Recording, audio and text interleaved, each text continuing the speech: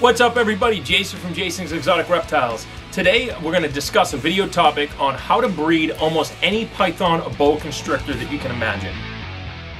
So these are the general rules to breeding reptiles and breeding pythons and boas that are necessary if you want to be successful in breeding these things. Now, they're not going to be super specific. I will make a more specific boa constrictor breeding guidelines, but for the most part, this is going to apply to any species. Now, step one, you always have to start off with healthy animals. This may be a given, but a lot of the times we might have some snakes that have a little bit of a wheeze, or they might be a little bit sick, a little bit underweight right before breeding season. That is mistake number one. Your snakes need to be healthy, 100% healthy, with a really good weight to them, because a lot of changes are going to occur throughout the breeding season where they may go off food, or they're going to be off food while they're gravid or pregnant, gravid in the python case, pregnant in the boa case. But that's going to be a really crucial component to this, is these snakes have to have adequate weight, because if they go off feed, it's going to just emaciate them, and when they become done with laying their babies or their eggs, they're going to be super skinny, and they're going to be very difficult to bring them back up to weight. So we'll go into a couple different other video topics that are going to get into the more specifics of these, but you need to have some nice, healthy, good weight snakes that are going to really just survive the whole season, because the breeding season is a long time, and by the stress of these things breeding, or the toll that it takes on them to breed, that can really interfere with them and their recovery when they're either during this gestation period, or once they've laid their babies, getting them back up to a healthy weight and to a healthy snake. So step one, you have to have a healthy snake to start with good body weight. Step two is you need to break your season up. So breeding, people say it's a breeding season. Yes, they do breed during a breeding season, but the season itself is split, in my opinion, into 4 quarters.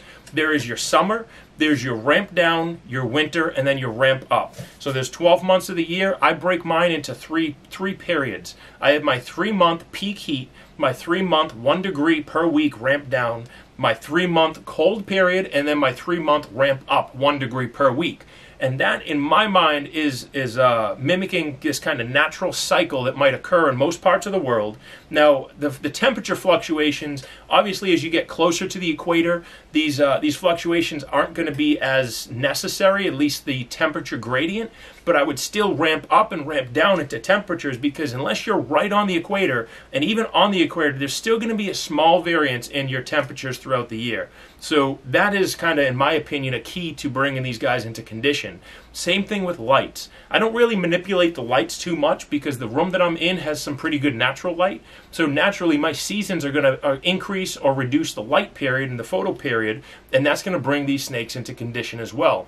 So you always need to consider that photo period decrease and those temperature drops and the humidity fluctuations are all going to have a very large impact on whether this snake is going to get brought into the condition to breeding, whether they're going to be starting to develop follicles, which usually happens during the ramp down or right shortly after the peak of summer. So the peak of summer is, the way I do it, is right around September or so. My natural seasons being in New England, as that's going to be where it's going to get just transition into fall. Daylight hours are going to be less, lighting, heat, and all that is going to be reduced a little bit more until you get into the peak winter time. And right in that period where the temperatures are starting to drop, maybe 3, 4, 5 weeks in, the temperature is going to start to drop, and the females are going to start developing these follicles. And then when it's in this peak winter time, these snakes will start breeding.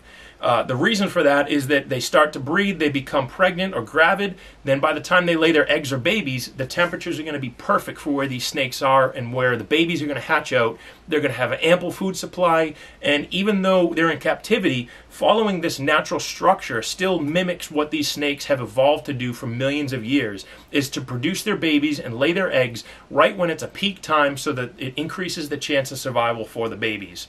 So the seasonal fluctuation is key. The third thing you need to do is feeding.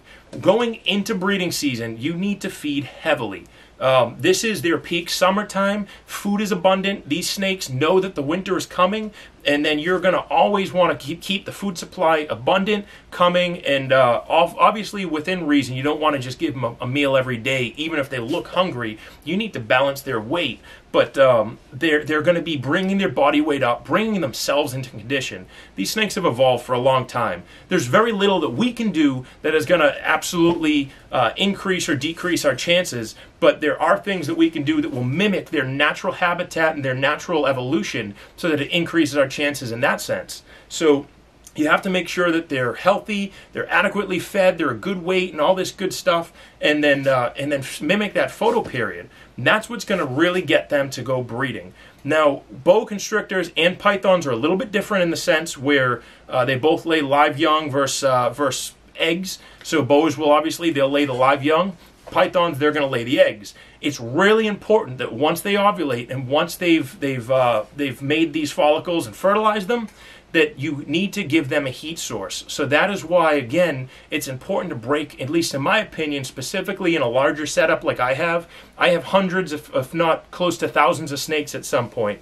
And it's very important that you provide them an adequate heat source. So when I do it as a seasonal change, they're always going to have a chance to get to that 88 to 90 degree hot spot so they can bring their body temperature up to where it needs to be and maximize the success of their babies.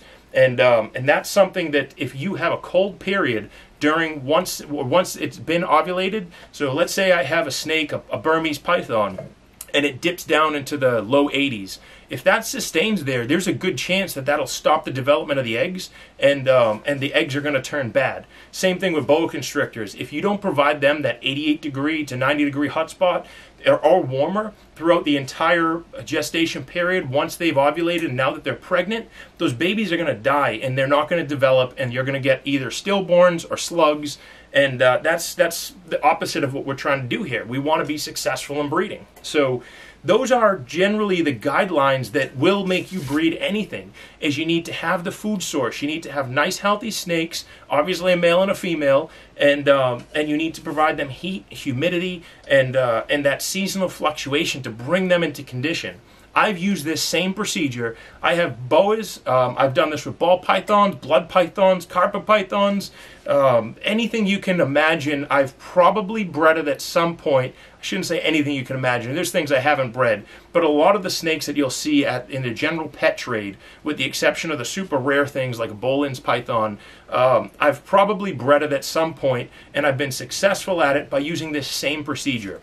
Now, you're going to have mixed opinions. Some people say you don't need to drop the temperature. That's correct. You don't need to drop the temperature. You could change the lights, but I'm sure there are things that these people are doing and it's making them successful that they're not accounting for. Even just me living in New England, if I did no photo change, if I did nothing, just naturally the pressures and temperatures and everything is going to drop, and that is going to mimic what's happening in the wild, specifically as you get closer to the equator. So there's these little micro changes that I'm not accounting for that are going to naturally happen based on where I live, and that in its own sense is going to bring these snakes into condition. So all these factors combined, in my opinion, if I combine all of them, it's just further increasing my chance of success and my chance of getting some nice healthy babies out of these. So hopefully this video will help you guys. I am going to do more specific breeding videos. Again, Burmese pythons. I don't do ball pythons, so I'm not going to cover them, and boa constrictors. And that's really going to help you guys. If you follow this step by step, I can guarantee you are going to see breeding activity, and you will likely get some healthy babies. Obviously, there's factors beyond that might impact your healthy babies and whether it's successful or not. But generally, if you have some nice healthy snakes, both male and female, they're well fed going into the season, and they have a good lock and they get some good breeding activity, you're going to have a really nice breeding year that year. So again, please like, subscribe. Hopefully you enjoy these videos, and if you guys want to see more, let me know. I'll keep them coming. Thanks, guys.